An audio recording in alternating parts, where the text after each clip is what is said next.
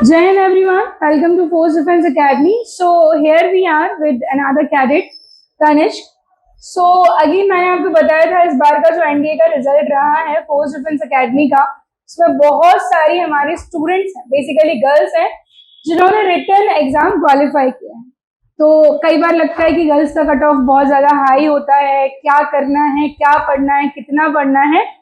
तो जब आप किसी की स्ट्रेटेजी सुनते हैं तो दिस इज समथिंग कि हाँ, एक आप रेफरेंस तो उस स्ट्रेटेजी से ले ही सकते हैं कि इस तरीके से अगर इन्होंने प्रिपेयर किया है और इस स्ट्रेटेजी ने अगर इनके लिए काम किया है तो हो सकता है शायद वो आपके लिए भी काम करे। तो first of all congratulation Tanish. Thank you ma'am. तो तानिश, हम शुरुआत डेफिनेटली करेंगे मैथमेटिक्स से। आप सभी जानते हैं बड़ा ही एक कॉमन सा इशू है, लोग कहते हैं कि लड़कियां मैथ्स में कमजोर होती हैं, पर तानिश मैं कहूंगी उनकी क्लास में शी वॉज अ गर्ल जिसके हाईएस्ट मार्क्स आते थे मैथमेटिक्स में।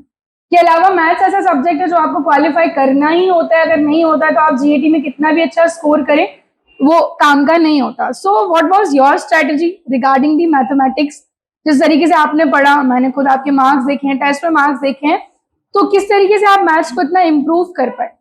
मैम पहली बात तो ये तो मिथ है कि गर्ल्स का मैथमेटिक्स वीक होता है, मतलब Definitely. अगर प्रैक्टिस करे तो मैथमेटिक्स इजी होती है। और मैथमेटिक्स में ऐसा अगर बेस क्लियर हो तो we can do solve any type of question.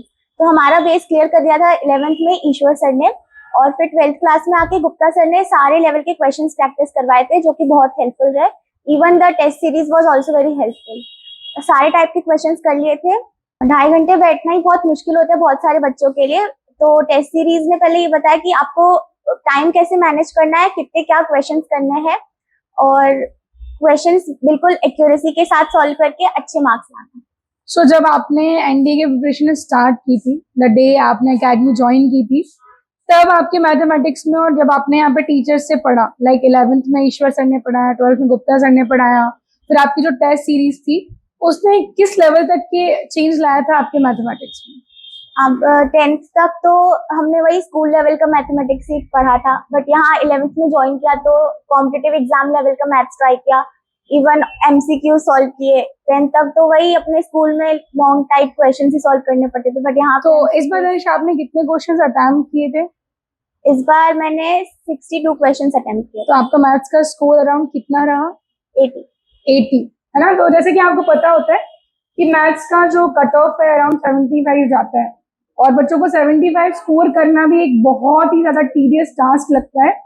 But जैसे कि मैंने आपको पहले भी बताया, यहाँ पे जब आप देखेंगे तो टीचर्स अपनी साइड से वैसे ही एफर्ट्स लगा रहे होते हैं कि किस तरीके के एफर्ट्स एक स्टूडेंट को लगाना चाहिए, तो स्टूडेंट्स को वैसे ही मोल्ड किया जाता है। लाइक तनिष्क जो है फाउंडेशन बैच की 11 भी पढ़ा उन्होंने, 12 भी पढ़ा, और इनका पहला अटेम्प्ट है अलॉन्ग विद दी बोर्ड्स इन्होंने तैयारी की और इन्होंने रिटर्न क्वालिफाई किया। के अलावा टेस्ट सीरीज बहुत ज्यादा इंपॉर्टेंट है, बिकॉज आप कितना भी मैथ्स करें, अगर आप सॉल्व नहीं कर रहे हैं, आप एक प्रॉपर टाइम ड्यूरेशन के साथ पेपर नहीं लगा रहे हैं, तो आपको पता ही नहीं चलेगा कि आप आउटपुट दे पा रहे हैं या नहीं। दूसरी चीज होती है प्रेशर हैंडलिंग। बच्चे जीएटी तो बहुत कामली कर जाते हैं, बट मैथ्स के क्वेश्चन देख करके थोड़ा सा पैनिक कर जाते हैं। तो वो जो टेस्ट सीरीज यहाँ पर कंडक्ट कराई जाती है, दैट इज समथिंग जो आपको प्रिपेयर करती है कि वहां आपको एग्जामिनेशन हॉल में इस चीज को कैसे हैंडल करना। के बाद तनिष्क हम आते हैं जीएटी पर। तो जीएटी आप जानते हैं दो मेजर पोर्शन है जीएटी में, एक होता है आपका इंग्लिश और दूसरा होता है साइंस। तो सबसे पहले हम बात करेंगे इंग्लिश की, बिकॉज 50 क्वेश्चन होते हैं और 200 मार्क्स की बात होती है। तो किस तरीके से आपने प्रिपेयर किया कि आप जीएटी में भी एक अच्छा स्कोर कर पाए? इंग्लिश में तो ग्रामर पोर्शन से मैक्सिमम 10 क्वेश्चन ही आते हैं, बट हमें यहाँ पे ग्रामर भी संजीव सर ने इतने अच्छे से पढ़ा दिया था कि एक क्वेश्चन भी रॉन्ग नहीं जा सके।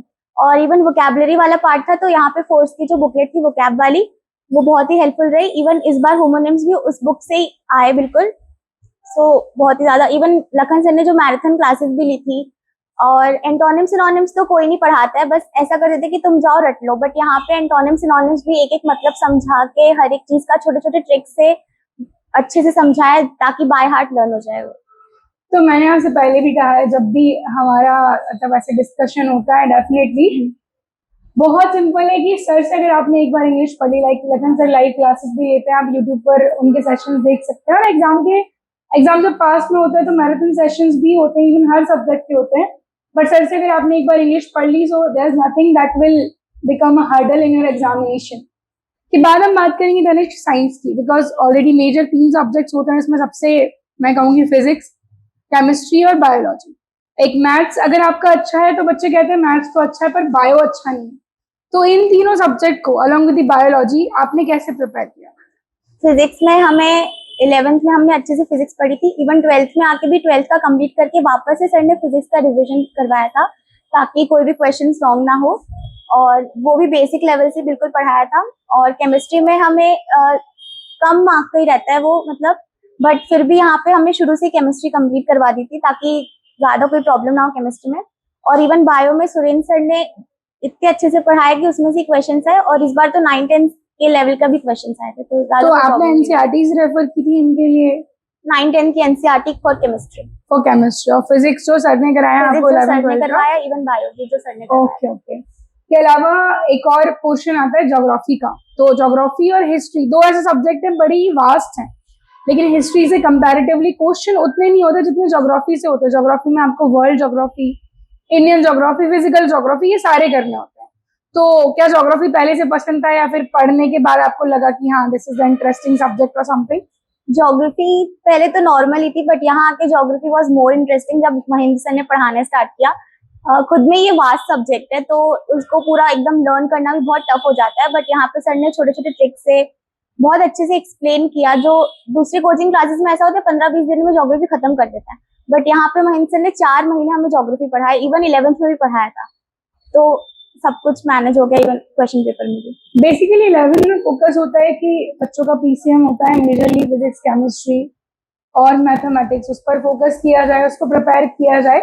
बट ऑलरेडी इतनी क्लासेस, इतने टेस्ट हो जाते हैं कि हाँ मतलब हम लोगों को कहीं ना कहीं होता है कि आप साथ में जीएटी के सब्जेक्ट्स भी इनके लगाए जा सकते हैं। तो 11th में भी current affairs, geography, history, polity सब कुछ इनको पढ़ा दिया जाता है ताकि 12th में जब दोबारा ये चीजें पढ़ाई जाए तो दोबारा इनका रिवीजन होता है। के बाद हिस्ट्री और पॉलिटी आते हैं तनिष्क। तो ये सब्जेक्ट कैसे थे, किस तरीके से आपने इनको प्रिपेयर किया है, कैसे आप क्वेश्चंस इनके अटेम्प्ट करते हैं? हिस्ट्री तो वैसी वास्ट इंडियन हिस्ट्री में एंशियंट, मिडिवल, मॉडर्न तीनों पार्ट्स आते हैं। तो 11th में पढ़ाई थी अक्षय सर ने, इवन 12th में भी, और सर ने बिल्कुल स्टोरी की तरह समझाया ताकि बहुत इंटरेस्टिंग लगे। तो सबने ध्यान से सुना। इवन रोज सर क्लास में पूछते भी थे, नहीं आता तो पनिशमेंट भी देते थे, तो वो बहुत ही ज्यादा हेल्पफुल रहा। सब लोग एटलीस्ट याद करके आते थे। तो और पॉलिटी का तो आपने मैम क्लासेस ली थी बहुत ही हेल्पफुल रही वो। तो जो टीचर्स ने पढ़ाया मतलब that was sufficient for examination. Okay, at last हमारा एक ही पोर्शन बचता है, दैट इज करंट अफेयर्स।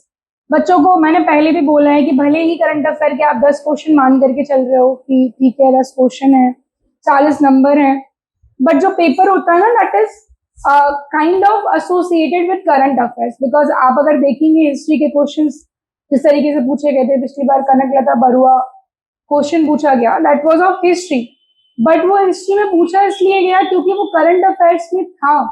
तो करंट इज अ सब्जेक्ट जो आपके स्टैटिक से भी आपको जोड़ता है। तो बच्चे गलती ये करते हैं कि लास्ट के लिए उसको रखते हैं, लास्ट में पढ़ लेंगे, हो जाएगा, but this is not done. आपको अल्टीमेटली करना ये है कि करंट अफेयर्स को साथ में लेकर के चलना है। This is my point of view. But हम तनिष्क से जानेंगे कि इनकी स्ट्रेटेजी क्या थी और उन्होंने करंट अफेयर्स को कैसे प्रिपेयर किया। करंट अफेयर्स तो ऐसी चीज है कि आप अगर चाहो तो 1 महीने में हो तो नहीं पॉसिबल है, बिकॉज करंट अफेयर्स डेली कुछ ना कुछ होते ही रहता है दुनिया में। तो वही आपकी रोज क्लासेस अटेंड करते थे लाइव, तो वो सफिशिएंट थी, बहुत सफिशिएंट थी। तो जैसे तनिष्क आपने बताया कि टीचर्स ने मैथ्स कराया, साइंस कराया, इंग्लिश कराया, बाकी के सब्जेक्ट कराए, तो ये टीचर्स ने अपने तरफ से करा दिए हैं, टेस्ट सीरीज हो गई है। के अलावा कुछ और एक्स्ट्रा जो आपने किया हो या आप किसी को बताना चाहें वो करके अच्छा स्कोर कर सकते हैं, रिटर्न क्वालिफाई कर सकते हैं, इज समथिंग लाइक दैट? हाँ, मैथ्स में तो ये कि प्रैक्टिस से ही पॉसिबल है। और इवन सर हमें कहते थे लाइब्रेरी में बैठो, तो हम 8 to 8 लाइब्रेरी में बैठ के ही पढ़ते थे, और जो डाउट्स रहते थे डाउट काउंटर पे जाके तुरंत क्लियर करते थे। तो वही हेल्पफुल रहा। Consistency is the key for success. Definitely. Okay, तो ये जो थी तनिष्क की स्ट्रेटेजी। अब ये स्ट्रेटेजी आपको कितना हेल्प करती है, नहीं करती है, बेसिकली मैं आपको यही बोलूंगी कि जरूरी नहीं है कि हर व्यक्ति की स्ट्रेटेजी आपके लिए सूटेबल हो, बिकॉज हर सबका कैपेबिलिटीज अलग अलग होती हैं, सब्जेक्ट अंडरस्टैंडिंग अलग अलग होती है, तो वो पर्सन टू पर्सन डिफर करता है। बट यस ऑफ कोर्स आप जब अकेडमी आएंगे, आप जब पढ़ना शुरू करेंगे तो आपको समझ में आएगा कि 11th 12th के अलावा हमारा जो टारगेट बैच होता है सभी में बच्चों पर उसी तरीके से फोकस किया जाता है, फाउंडेशन बिल्डअप करने की कोशिश की जाती है। कि अलावा एक चीज आपको करना ये है कि आपको बस कंसिस्टेंट रहना, आप जो भी पढ़ रहे हैं आप बार बार उसको पढ़ें, रिवाइज करें और ज्यादा से ज्यादा प्रैक्टिस करें, क्वेश्चन सॉल्व करें। दिस इज समथिंग, अगर आप ये बार बार कर रहे हैं सो देयर इज नथिंग जो आपका रिटर्न एटलीस्ट हो। सो हम लोग मिलेंगे नेक्स्ट वीडियो में, and at last again many many congratulations guys. Thank you. जय हिंद एवरीवन।